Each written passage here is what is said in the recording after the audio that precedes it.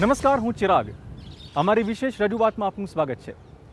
આજે આપણે વાત કરીશું આધ્યાત્મિક ક્ષેત્રની ઊંડાઈઓને જાણવાનો પ્રયત્ન કરીશું.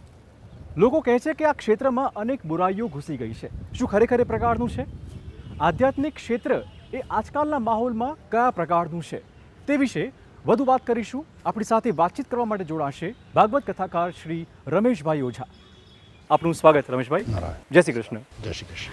રમેશભાઈ, સૌથી પહેલા પ્રશ્ન એ થાય કે કથા આપ શા માટે કરો છો?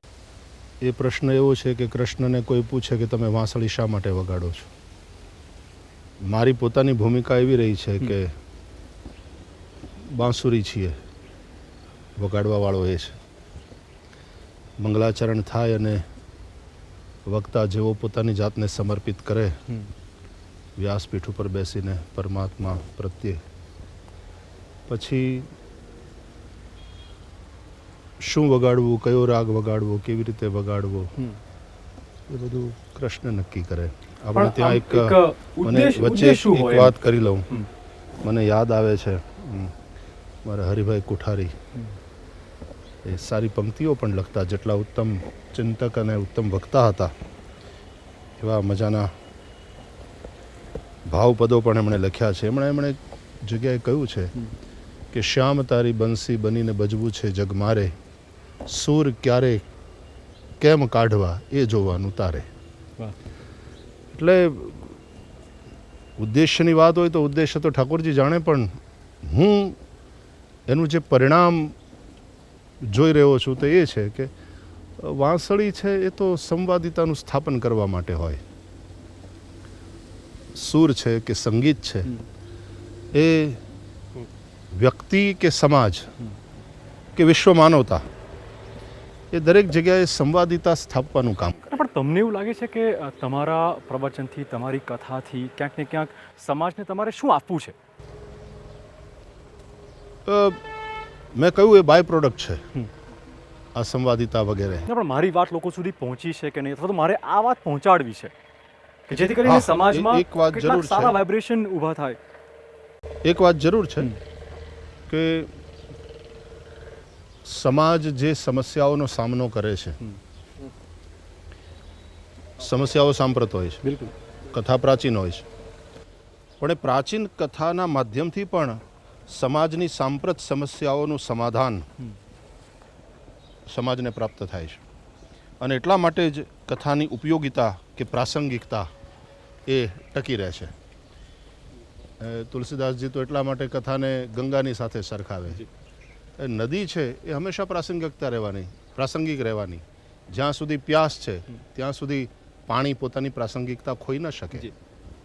પણ હંમેશા કથાકારો વાત કરતા હોય છે કે મોહ ને માયાને ત્યાગો, કામ, લોભ, મોહ, આ બધી આ જે વૃત્તિઓ છે, જે સ્વભાવની વૃત્તિઓ છે, સ્વભાવનો જે દોષો છે, એને ડામો, એ કેટલા હદે શક્ય છે? ભગવાને કંઈ નકામું નથી આપ્યું. હા, ક્રોધ પણ નકામો નથી, બિલકુલ. લોભ પણ નકામો નથી. કામની પોતાની પણ એક ભૂમિકા છે. વાત માત્ર એટલી છે કે એને ધર્મપૂર્વક તમે કરો. આજે ક્રોધ ના હોય તો મેનેજમેન્ટમાં બિલકુલ કંઈ નહીં થઈ શકે. માતા પિતા જો સંતાન કંઈ ભૂલ કરે અને બગડે અને ક્રોધ ન કરે તો સંતાનને ત્યાંથી પાછું નહીં વાળી શકે. બિલકુલ. એ જ રીતે થોડોક લોભ ન હોય તો તમારા બિઝનેસનો પ્રોગ્રેસ નહીં થાય. એ જ રીતે કામ દ્વારા તો આખી સૃષ્ટિ ચાલે છે. બિલકુલ. અને એટલા માટે આ બધા જ, ઇવન અહંકાર, રામચરિતમાનસમાં તો સુતીક્ષ્ણજી અહંકાર માગ્યો. અસ અભિમાન જાહી જની ભોરે, મેં સેવક રઘુપતિપતિ મોરે. કોઈક ઠેકાણે અહંકારનો કોટ પણ પહેરી લેવો પડે, પણ હંમેશા પહેરી ન ચલાય. સૂતી વખતે તો કોટ પણ કાઢીને ખીંચીએ લટકાવવો પડે. આ બધા જ નો સદુપયોગ કેમ કરી શકાય એ તમને શીખવાડે વિવેક. અને આ કથા છે, સત્સંગ છે, એ માત્ર આ વિવેક જાગૃત થાય જેથી કરીને આ દરેક વસ્તુ એનો ઝેરના ઇન્જેક્શન બનતા હોય છે અને જીવન રક્ષક પણ છે. એમ આ દરેક જે ભાવો છે મનુષ્યની અંદર, સહજ ભાવો છે, એને વિવેકપૂર્વક ચેનલાઇઝ કરી અને વ્યક્તિ અને સમાજના વિકાસ માટેનો ઉપયોગ કેમ થાય, બસ આ જ શીખવા. અચ્છા ભાઈશ્રી, તમારા વ્યક્તિગત જીવનની વાત કરીએ તો તમારામાં અહંકાર, તમારામાં લોભ, તમારામાં આ જે સ્વભાવ દોષ છે એ હશે જ, કેમ કે તમે પોતે મનુષ્ય આપણે છો. મનુષ્ય છીએ. પણ બિલકુલ હોવાના જ. તો એને કાબૂમાં તમે કેવી રીતે કરો છો? એક વાત કરું. જી મારા જીવનની શરૂઆતમાં વેન આઈ વોઝ ટીનેજર, જી આજના ટીનેજર્સ છોકરાઓની જેમ જી મારો સ્વભાવ બહુ ગુસ્સાવાળો હતો. કથાની શરૂઆત પછી પણ હું ડિસિપ્લિનનો એટલો બધો આગ્રહી, જી કદાચ વધારે પડતો અને જડ આગ્રહી હતો એવું મને અત્યારે લાગે છે. એટલે પછી મને ઘણા શ્રોતાઓ કહેતા કે ભાઈ શ્રી તમારાથી બધા બહુ ડરે છે. જી બહુ વખત પછી જેમ જેમ કથાએ મને ઘડ્યો અચ્છા તેમ તેમ મને એમ થયું કે એના આગ્રહી થવું એ બરાબર છે, પણ લોકો આપણાથી બહુ ડરે, આપણાથી ભય પામે એમ નહીં, એ ભાવ પામે એ આપણી ભૂમિકા હોવી જોઈએ. એટલે કથાકારને પણ જો સમર્પિત થઈને એ કરતો બિલકુલ, હોય બિલકુલ. તો ઘડે છે. અચ્છા, મારે એક મૂળ પ્રશ્ન જે સમાજમાં સાંપ્રતમાં જે થઈ રહ્યા છે, જેમ કે આધ્યાત્મિક ક્ષેત્ર એ ક્યાંક ને ક્યાંક દેખાડો બની ગયું છે. આધ્યાત્મિક ક્ષેત્ર એ નવું કરિયર પણ છે. આધ્યાત્મિક ક્ષેત્ર એ ક્યાંક ને ક્યાંક એવું છે કે જે આસ્થાનું કેન્દ્ર પણ છે. તો તમારા મતે આ કેન્દ્ર અત્યારે, આ ક્ષેત્ર અત્યારે કયા પ્રકારનું છે, આ વિશે વાત કરીશું. પણ તે પહેલાં સમય થઈ ગયું છે એક નાનકડા બ્રેક. વિરામ પછી આપનું સ્વાગત છે. આપણી સાથે છે ચર્ચામાં ભાગવત કથાકાર શ્રી રમેશભાઈ ઓઝા. ભાઈ શ્રી, ખાસ તો જેમ બ્રેક પહેલાં આપણે વાત કરી કે આધ્યાત્મિક ક્ષેત્ર વિશે ઘણી બધી ગેરમાન્યતાઓ અથવા તો ઘણા બધા જે છે નેગેટિવિટી એ સમાજમાં જોવા મળે છે. તો તમારા મતે આધ્યાત્મનું ક્ષેત્ર એ કયા પ્રકારનું છે? આમ તો અધ્યાત્મ છે જ નેગેટિવિટી દૂર કરવા માટે. બિલકુલ. હું એને જરા જુદી રીતે જોઉં છું. ધર્મ અને અધ્યાત્મ. ધર્મને હું અધ્યાત્મના મંદિરમાં પહોંચવાની સીડી કહું. જુદા જુદા ધર્મો એ જુદી જુદી સીડીઓ છે જેના દ્વારા બધાએ અધ્યાત્મના મંદિરમાં પ્રવેશ કરવાનો છે. અને અધ્યાત્મના મંદિરમાં પ્રવેશ કર્યા પછી મારું તારું ના બધા જ ભેદ મટી જાય છે. મહત્ત્વની વાત એ છે કે સીડી સાધન તો છે, પણ સીડી સાધ્ય ન હોઈ શકે. એટલે આ બધા ધર્મો છે એ સાધન છે, એના માધ્યમથી આપણે આધ્યાત્મિક વિકાસ કરવાનો છે. પણ આધ્યાત્મિક અનુભૂતિનો અહેસાસ કરવો, પર્સનલી પૂછું છું, તમને કયા પ્રકારની અનુભૂતિ થાય છે આધ્યાત્મિક રીતે? હું કોઈ બહુ અનુભૂતિ સંપન્ન એવી વ્યક્તિ તો છું નહીં, પણ અંદરથી રાજી અને પ્રસન્ન બહુ છું કે ભગવાને મને આ કાર્યમાં લગાડ્યો, આ સેવા કાર્યમાં લગાડ્યો છે. અને એમાં એક સામાન્ય અનુભૂતિની વાત કરું તો મેં જોયું છે કે આપણી જાતને પ્રભુ પ્રત્યે સમર્પિત કરી દીધા પછી જી ઈશ્વરનું પ્રત્યેક વિધાન મંગલમય છે, આ ભરોસો બહુ પાકો થાય છે. અને ભગવાન આપણો ઉપયોગ કરી અને જે કંઈ ઠાકોરજીને કામ કરાવવું છે એ કરી લે, અને એમાં પ્રભુએ આપણો ઉપયોગ કર્યો એની ધન્યતા અને એનો સંતોષ એ જે જીવનમાં અનુભવાય છે. મારી દ્રષ્ટિએ મારી તો આધ્યાત્મિક અનુભૂતિ અત્યાર સુધીની માત્ર આટલી છે. ઓકે. અત્યારે મારો વાડો મોટો, મારા આશ્રમો વધારે, મારા ફોલોઅર્સ વધારે, હું અનેક ચેનલ્સ પર દેખાવું, આ જે વાડા વધારવાની વાત છે એ વિશે શું કહેશો આપ? મને લાગે વળગે ત્યાં સુધી હું કંઈ બહુ ચેલાઓ બનાવતો નથી, દીક્ષાઓ આપતો નથી. મારી પાસે લોકો આવે તો આમ કહું ભાઈ કંઠી દીક્ષાને બદલે કંઠ દીક્ષા તમે ભગવાનની પાસેથી જ પ્રાપ્ત કરો એ વધારે ઉચિત છે. મોરારી બાપુ પણ એક વાત કહે છે સતત કે આ કથાનું ને અમારું જે ક્ષેત્ર છે એ સ્પર્ધાનું નથી, એ શ્રદ્ધાનું છે. માણસે પોતે જ જેની પાસેથી પ્રેરણા મળે એની પાસેથી લઈ અને પોતે સ્પિરિચ્યુઅલી અપલિફ્ટ કેમ થાય બિલકુલ એના માટેનો પ્રયાસ કરવાનો છે. પછી જે વાડાબંધી કે વધારવાની વાત ને મને લાગે વળગે ત્યાં સુધી મેં તો આશ્રમો બનાવ્યા નથી, મેં વિદ્યાલયો બનાવ્યા છે. એટલે હું એમ માનું છું કે એજ્યુકેશન ઇઝ ધી કી. એજ્યુકેશનના માધ્યમથી જ આપણે સમાજમાં કંઈ પરિવર્તન લાવી શકીશું. ઇવન કથાને પણ હું માસ એજ્યુકેશનનું એક મીડિયમ સમજું છું. જી એટલે ગ્રામ્ય વિસ્તારમાં ખાસ કરીને એજ્યુકેશનને પ્રમોટ કરવાનું કામ કરું છું. એટલે એને આશ્રમનું ને અંત એને બધું કરવાનું પેલું કર્યું. હા, ઓફકોર્સ એમાં એ જ વિદ્યાલયોમાં ભવિષ્યના કથાકારો પણ તૈયાર થાય છે. બિલકુલ. જી. એટલે કથાકાર એક કરિયર તરીકે પણ તમે જોઈ શકો ભવિષ્યના દિવસોમાં. હા, આમાં કરિયર તરીકે જોવા જઈએ ને ત્યારે એમાં ક્યાંક ને ક્યાંક સ્વાર્થ આવી જાય છે. બિલકુલ. જ્યારે આ ક્ષેત્ર છે પરમાર્થનું, ઓફકોર્સ એ પરમાર્થ કરતાં કરતાં તમારો સ્વાર્થ પણ સિદ્ધ થવાનો જ છે. ભગવાન તમારા યોગક્ષેમનું રક્ષણ કરવાના જ છે. પણ then whatever you get in monetary term, that is by product. બિલકુલ.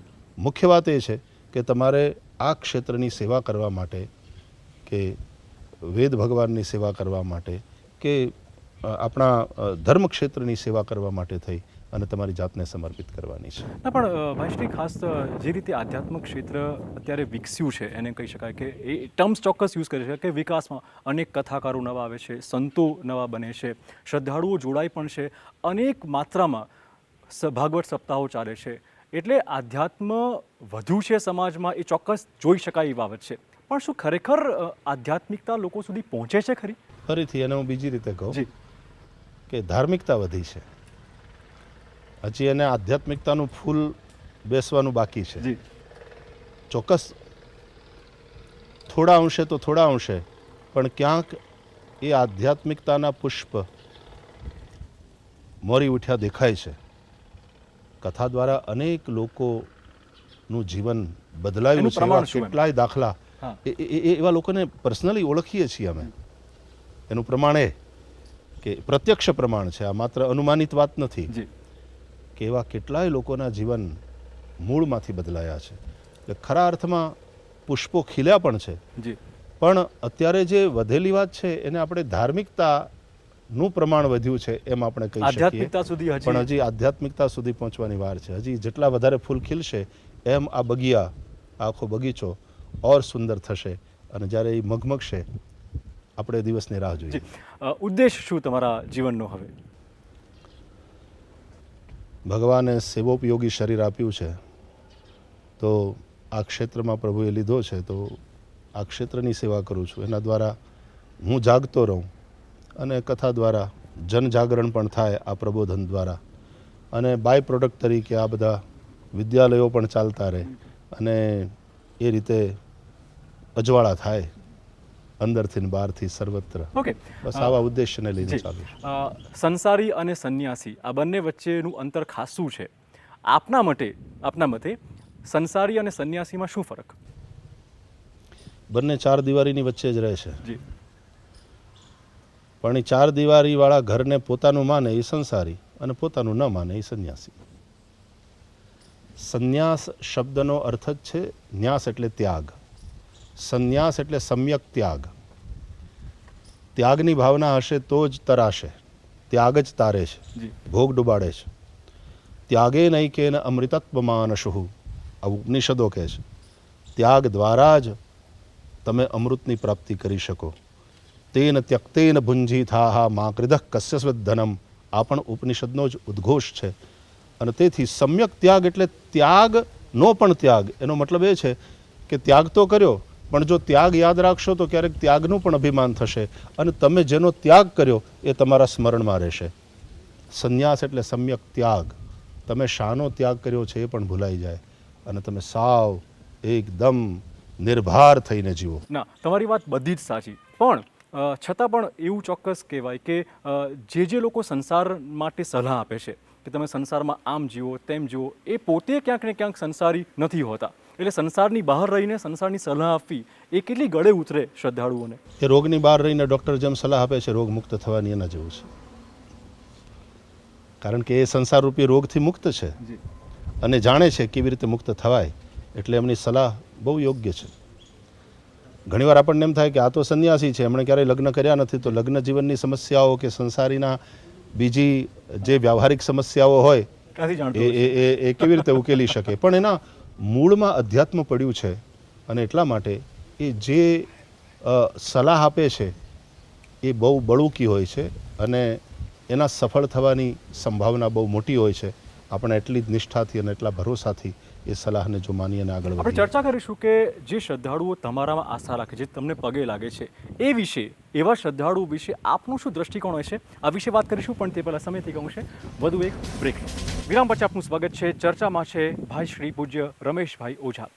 ભાઈ શ્રી, ખાસ આપણે જેમ બ્રેક પહેલાં વાત કરી કે જે ભક્તો તમને જ ભગવાન માની રહ્યા છે, તો તમને જ સર્વસ્વ ગણી રહ્યા છે, જે તમને પોતાને પગે લાગી રહ્યા છે, એ ભક્તો પ્રત્યે, શ્રદ્ધાળુ પ્રત્યે આપની અનુભૂતિ, આપની લાગણી શું હોય છે? પહેલાં તો એમની ભાવનાને હું પણ પ્રણામ કરું છું.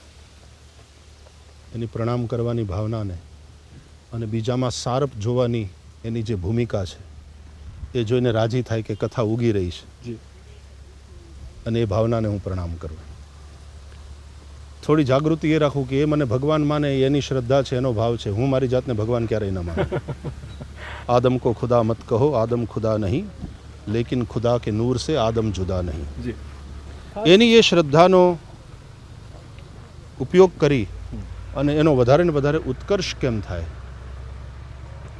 એ સન્માર્ગે ચાલે, એ માટેનો પ્રયાસ હોય. એક મૂળ પ્રશ્ન થઈ રહ્યો છે ભાઈશ્રી કે અત્યારે જે પણ આધ્યાત્મિક ગુરુઓ છે એ એમના ક્યાંક ને ક્યાંક પોલિટિકલ કનેક્શન, ક્યાંક ને ક્યાંક ઉદ્યોગપતિઓ સાથેના કનેક્શન આવું કેમ હોય છે? એ તમારો ઉપયોગ કરે છે, તમે એમનો ઉપયોગ કરો છો? એ કનેક્ટેડ રહે એ બહુ પ્રસન્નતાની વાત છે. If politics is connected with spirituality, if industry is connected somewhere with spirituality, it's good. પણ સ્પિરિચ્યુઆલિટી એ લોકોની સાથે કનેક્ટ થઈને ગૌરવ માનવાની જરૂર નથી, તો ગડબડ થાય. લાઇટ જોઈતી હોય તો એને કોઈક ને કોઈ ઠેકાણે પાવર હાઉસ સાથે કનેક્ટ રહેવું જ પડશે. એમ આપણને અંતે ધર્મગુરુઓ હોય એને પણ અંતે તો એ સ્પિરિચ્યુઆલિટીથી, પાવર હાઉસથી જ તે પ્રકાશ મળે છે કે શક્તિ મળે છે. એટલે હું કયા કરું કે કોઈને ઊંચા કે નીચા ગણવાની વાત નથી, પણ તમારી આજુબાજુ કોઈ રાજકીય વ્યક્તિ બેઠા હોય કે કોઈ ઉદ્યોગપતિ બેઠા હોય વ્યાસપીઠની આજુબાજુ, એમાં વ્યક્તિનું મહત્ત્વ નથી, વ્યાસપીઠનું મહત્ત્વ છે કે ધર્મપીઠનું મહત્ત્વ છે.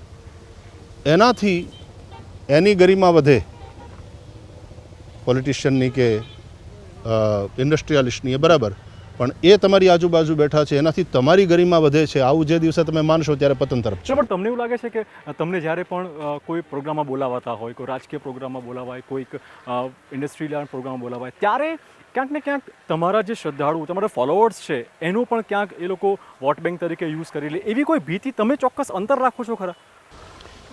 સામાન્ય રીતે તો વ્યાસપીઠ ઉપરથી કોઈ પોલિટિકલ વાત થતી નથી. રાજનીતિક જે વાત થતી હોય ત્યાં પણ, અને હું જ્યાં જાઉં ત્યાં પણ એક વસ્તુનો ખ્યાલ કરું કે ભાઈ રાષ્ટ્રનીતિ થાય અને રાષ્ટ્ર માટે જે સારું છે એવું પ્રબોધન જનતાને થાય, એ બરાબર. ખાસ કરીને ઇલેક્શનને વગેરે નજીક હોય ત્યારે પણ બોલવામાં ખૂબ સાવધાની અને સંતુલન સાથે. પણ એક વસ્તુ મેં બે જ વસ્તુ કીધી હતી ગયા ઇલેક્શનમાં, પણ મારી વ્યાસપીઠ ઉપરથી કીધી હતી કે માત્ર 2 વસ્તુ હું જનતાની પાસેથી માગું છું, જો તમે લોકો કબૂલ થતા હોય તો. પહેલી વાત કે બધા જ મત આપવા જાય. બિલકુલ. કારણ કે વોટિંગ એ માત્ર નાગરિકનો અધિકાર જ નથી, પ્રજાતંત્ર પ્રત્યેનું એનું કર્તવ્ય પણ છે. બિલકુલ. અને એ કર્તવ્યનો આપણે નિર્વાહ કરીએ. જો આપણે કર્તવ્યનો નિર્વાહ ન કરતા હોઈએ તો આપણને બગડેલી રાજનીતિ અને આ બધા નેતાઓની ટીકા કરવાનો કોઈ નૈતિક અધિકાર રહેતો નથી. એટલે દરેક જણ વોટિંગ કરે. અને બીજી મેં અપીલ એ કરી હતી કે જે વોટિંગ કરો એ નિર્ણાયક કરો, એવી મારી પ્રાર્થના, જેથી કરીને હંગ પાર્લામેન્ટને આપણી પાસે અનસ્ટેબલ ગવર્મેન્ટ ન હોય. કારણ કે મજબૂત સરકાર હશે તો જ દેશ આગળ વધશે. બાકી તમારી વિવેક બુદ્ધિ પ્રમાણે તમારે જેને મત આપવો હોય એને મત આપો, પણ રાષ્ટ્ર મજબૂતીથી આગળ. આવું બધું કયા કરું. પછી આપને ક્યારે ડિપ્રેશન આવે છે ખરું? ડિપ્રેશન તો નહીં, પણ ક્યારેક આમ નિરાશા ક્ષણિક થાય. શા વાતની હોય? કે ઘણી વાર એમ થાય કે આટલા ગળા ફાડી ફાડીને કહીએ છીએ, આટલું કહીએ છીએ, છતાં પણ લોકોને અમુક વસ્તુ નથી સમજાતી. તો હજી ક્યાં અમારામાં શું ખૂટે છે જેથી કરીને હજી સમજાવી શકતા નથી એને પૂરું. ના પણ આ તમે કીધું સમજાવવાની વાત, નવી જનરેશન, તમે તો વર્ષોથી કથા કરો છો, તો જૂની જનરેશન, નવી જનરેશન, આ બધાને તમે સમજી ચૂક્યા છો, તમે એમને સંભળાવી ચૂક્યા છો, તો જનરેશન પ્રમાણે કથામાં ફેરફાર તમે કરો છો ખરા? એના શબ્દોમાં, એની શૈલીમાં? કરવો પડે.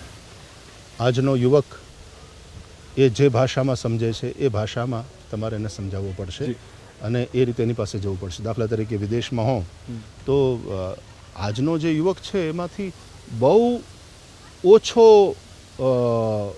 ભાગ કથામાં બેસશે. એક સમય હતો કે યુવકો બહુ મોટી સંખ્યામાં કથામાં હતા. હવેની અત્યારની જે પેઢી છે એ કથામાં બહુ ઓછી બેસશે, પણ એની સાથે સંવાદ તો સાધવો જ પડશે. બિલકુલ. એટલે ક્વેશ્ચન આન્સર સેશન કરીએ જી. અને એ પ્રશ્નોત્તરવાળા જે સત્ર છે એ યુવકોને માટે એટલા બધા ઇન્ટરેસ્ટિંગ સાબિત થાય છે કે માત્ર 2 કલાક મળ્યા હોય અને એ પછી શરૂઆતમાં જે એકે આંગળી ઊંચી ન થતી હોય, પછી એક સાથે 15 હાથ ઊંચા થાય કે અમારે પ્રશ્ન કરવો છે, અને 2 કલાક પૂરા થઈ જાય પછી એમ કહે કે હવે આ બધું પૂરું થાય તો વી વોન્ટ ઇટ મોર. જી. Can we meet tomorrow? પણ મને એવું લાગે તમારી વાત પર કે તમે લોજિકલ ક્વેશ્ચનને આવકારો છો હંમેશા, એને તમે હળદૂત નથી કરતા. બરાબર. ખાસ એ કરવું જ જોઈએ. બરાબર છે. તમે યુવકને, અને બીજી વસ્તુ કે ત્યાં હું ધર્મગુરુ થઈને કોઈ દિવસ એની પાસે નથી જતો, હું એનો મિત્ર થઈને જાઉં છું અને તેથી મારી પાસે ખુલે છે. અચ્છા, સોશિયલ મીડિયામાં અનેક કથાકારો અથવા તો અનેક બ્રાહ્મણો એવા છે જે યજમાનો વધારે થાય, એમનો વાડો વધે એ માટેના પ્રયત્નો કરે છે. આવાને તમે શું કહેશો?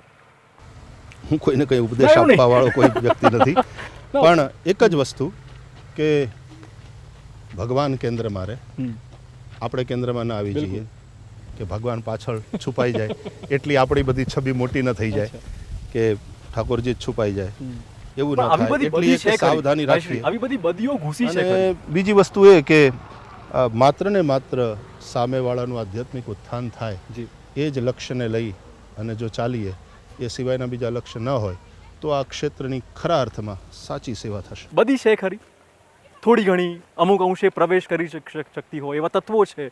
આપ સૌ મીડિયા જગતના જે લોકો છો એમના દ્વારા પણ એવું દેખાય છે કે અમારામાં હજી ક્યાંક ને ક્યાંક આવી બધી ખામીઓ છે. અપેક્ષા રાખે કે આ બધી બદીઓ તમારા થકી પણ દૂર થાય અને આધ્યાત્મિક ક્ષેત્રની જે આસ્થા છે એ તમે વધુ ઉજળી કરી શકો. ભાઈશ્રી, આ તમામ ચર્ચા બદલ આપનો ખૂબ ખૂબ આભાર. તો ભાઈશ્રી, અપેક્ષા રાખીએ કે તમારા થકી આધ્યાત્મનું જે ક્ષેત્ર છે એ હંમેશા માટે ઉજળું રહે અને જે બદીઓ ઘૂસી રહેવાની શક્યતાઓ છે એને તમે ચોક્કસ ઉજાગર કરો અને એને તમારાથી દૂર રાખો. આપનો ખૂબ આભાર. અધ્યાત્મ થકી હું વધારે યોગ્ય બનવા સેવા માટે ચોક્કસ એવી પ્રભુને પ્રાર્થના. ચોક્કસ. હા. જય શ્રી કૃષ્ણ. જય શ્રી કૃષ્ણ. જેમ રમેશભાઈ ઓઝાએ ક્યાંક ને ક્યાંક સંકેત આપ્યા કે અન્ય ક્ષેત્રોમાં જે પ્રકારની બદી હોય તેવી થોડી ઘણી બદી આ ક્ષેત્રમાં પણ છે, પરંતુ શ્રદ્ધાળુઓનો વિશ્વાસ છે, આસ્થાળુઓની આસ્થા આ ક્ષેત્ર પર છે અને માટે જ રમેશભાઈ ઓઝા એ પૂરતા પ્રયત્નો કરે છે કે આ ક્ષેત્રમાં ઉજાસ જે છે તે અકબંધ રહે. તો અમારી વિશેષ રજૂઆતમાં અત્યારે બસ આટલું જ. વધુ સમાચાર માટે આપ જોતા રહો TV9 ગુજરાતી. રજા આપશો.